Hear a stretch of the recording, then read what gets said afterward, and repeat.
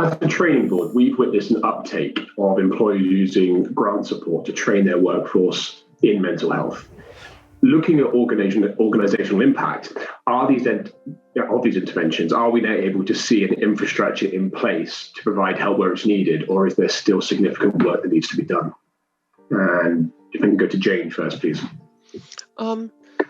So I would say, Matt, it's important to ensure that people have got those resources and infrastructure in place before we engage in quite detailed conversations, as you're suggesting, and training, because it's almost like kind of, dangling the sweetie, and yet there's no sweetie on the end of the stick, if you know what I mean. So it's the support for me, and the range of support available for those people who we're talking to is the biggest thing.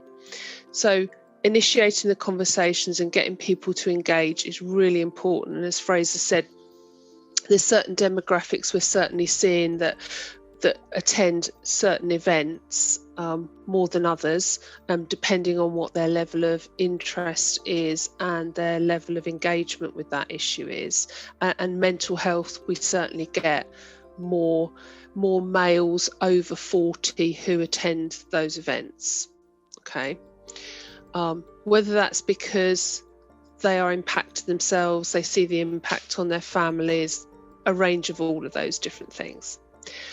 But I think having the support within your company or within the ECITB or somewhere very user-friendly for them after they've had the initial conversation or the guidance is absolutely fundamental, because without that support, there's nowhere for somebody to go. Without things like Paul's toolkit, without places where they can actually feel engaged in a like-minded community,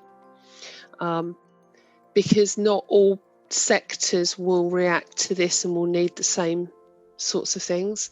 So engineering and the mindset of most people in our sector is different, for example, to something like media and advertising. Okay, and just the way people approach things. And the reason I say that is going back to this, we've had so much feedback about I just needed some sort of toolkit or process to start me off, to be able to give me that clarity to work through, to kind of discover what my thoughts are and to put them down on paper or digitally or however they put them down, but to bring them all together. So I think it is good to do, but I think there needs to be, make sure it's in a package. There's a package of knowledge, self-exploration, but also support behind that. Paul, any thoughts?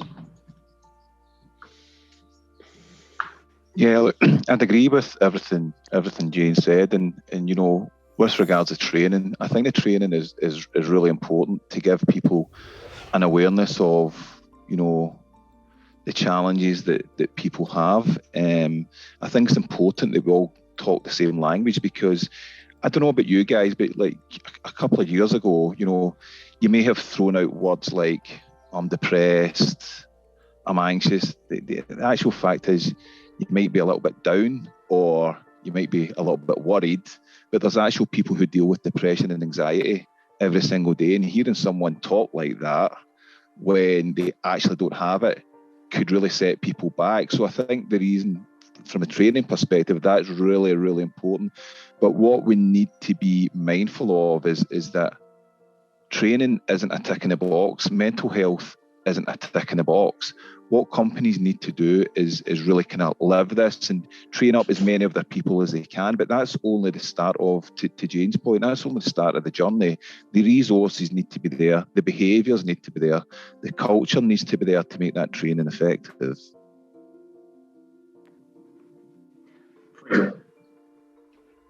I agree completely. There are organisations that are making great positive interventions, and there are great discussions about that. Although it's often sort of based initially on an individual, perhaps, that wants to take a lead in saying these are issues that need to be changed. It's not often from a senior level. And then obviously as work goes on, it becomes more priority for the organisation. So training is a great first step, and it definitely sort of introduces the topics, and as we've talked about, but Jane and Paul have said, is that it gets people talking about it and understanding the issue. I think that's one of the biggest concerns, is that people aren't aware of it in enough detail. They know it's a thing, they know some people suffer with it, but they don't really get it. So when we talk about it, then perhaps they can see in themselves things that they didn't recognise, and that sort of gets the conversation going more, is that people are more aware about it and have greater understanding. And linking it with the being able to track different diversity groups around it and their instances with it, and what effect the training has on them, and the issues that they want to be covered, and support that they can get in a business as well, is also important.